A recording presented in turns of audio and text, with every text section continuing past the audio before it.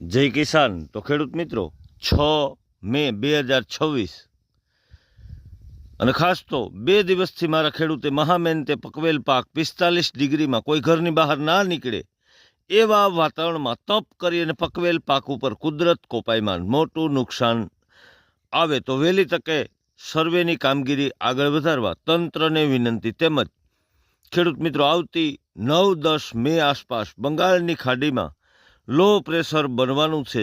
તે એક સારા ચોમાસાના સંકેત આપતું જાય છે.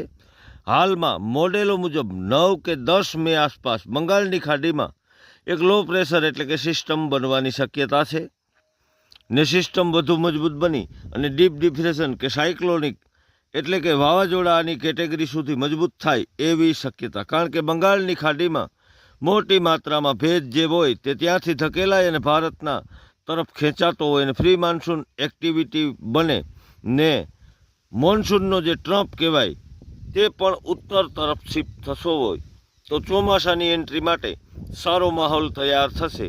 ખાસ તો ઓડિશા, પશ્ચિમ બંગાળ, બાંગ્લાદેશ તેમજ ઉત્તર પૂર્વ ભારત આસપાસ જે આપણે જોઈએ તો આસામ, મેઘાલય આ બધા વિસ્તારમાં અતિ ભારે વરસાદની શક્યતા. તેમજ બિહાર, ઝારખંડ, છત્તીસગઢ, પૂર્વ ઉત્તર પ્રદેશમાં ગાજવીજ સાથે વરસાદ પડી શકે.